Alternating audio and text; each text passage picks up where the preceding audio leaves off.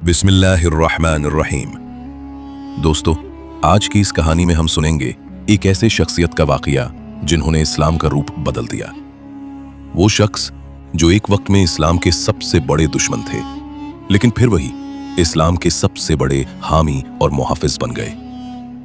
जी हां, मैं बात कर रहा हूं हजरत उमर इब्नुल खत्ताब रदियल्लाहु अन्हु की। हजरत उमर रदियल्लाहु अन्हु कुरैश के बहादुर, अजीम और सख्त मिजाज इंसान थे। उनका असर कुरैश में काफी ज्यादा था। जब नबी करीम सल्लल्लाहु अलैहि वसल्लम ने इस्लाम की दावत देना शुरू की तो उमर रदियल्लाहु अन्हु सबसे सख्त मुखालिफ बन गए। उनका ख्याल था कि ये नया दीन बुजुर्गों का दीन तोड़ रहा है और कुरैश में फसाद पैदा कर रहा है। इसलिए उन्होंने फैसला किया कि मोहम्मद सल्लल्लाहु अलैहि वसल्लम को कत्ल कर देना ही बेहतरीन हल है। एक दिन उमर रदियल्लाहु अन्हु गुस्से में तलवार लेकर निकाल पड़े। रास्ते में एक आदमी मिला और बोला, उमर, तुम मोहम्मद सल्लल्लाहु अलैहि वसल्लम को कत्ल करने जा रहे हो? तुम्हें अपने घर की खबर है? तुम्हारी बहन और तुम्हारे बहनोई ने तो इस्लाम कबूल कर लिया है। यह सुनकर उमर रदियल्लाहु अन्हु का गुस्सा और भड़क उठा। वो सीधा अपनी बहन फातिमा रदियल्लाहु अन्हा और बहनोई सईद इब्ने ज़ैद रदियल्लाहु अन्हु के घर पहुंचे। वहां उन्होंने सुना कि वो दोनों कुरान की तिलावत कर रहे हैं। उमर रदियल्लाहु अन्हु गुस्से से गरज कर बोले, तुम दोनों ने भी अपने बुजुर्गों का दीन छोड़ दिया। फिर उन्होंने अपने बहनोई को मारा और जब अपनी बहन को धक्का दिया तो उनके चेहरे से खून निकल आया।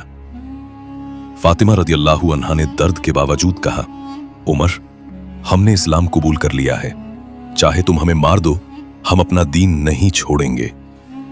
ये अल्फाज उमर रदियल्लाहु अन्हु के दिल को छू गए।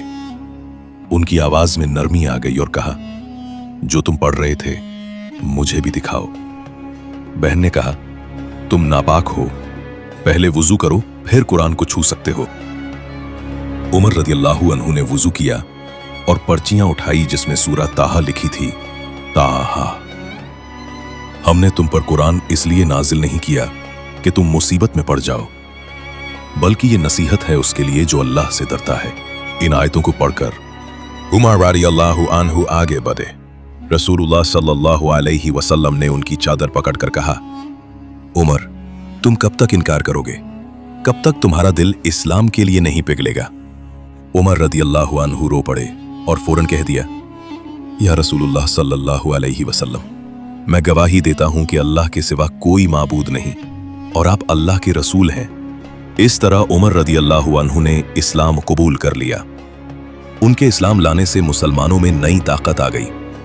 उस वक्त तक मुसलमान चुप कर इबादत करते थे, लेकिन उमर रदियल्लाहु अन्हु ने कहा, या रसूलुल्लाह, क्या हम सच्चाई पर नहीं हैं? रसूलुल्लाह सल्लल्लाहु अलैहि वसल्लम ने फरमाया, हाँ। उमर रदियल्लाहु अन्हु बोले, तो फिर हम अपने दीन को छुपाएं क्यों? उसी दिन मुसलमानों का काफिला बनाया गया। एक सफ में उमर रदियल्लाहु अन्हु और दूसरी में हमजा रदियल्लाहु अन्हु। दोनों तरफ से अल्लाहु अकबर की आवाज गूंज उठी। कुरैश के लोग डर गए और इस्लाम की शान बढ़ गई। दोस्तों, हजरत उमर रदियल्लाहु अन्हु का इस्लाम कबूल करना एक नया दौर था। उनके आने से इस्लाम को इज्जत और कुव्वत मिली। बाद में उन्हें फारूक आजम कहा गया, वो जो हक और बातिल के दरमियान फर्क करते थे। इस वाकया से हमें यह सबक मिलता है कि अल्लाह जिसकी हिदायत चाहे उसके दिल को पल भर में बदल देता है।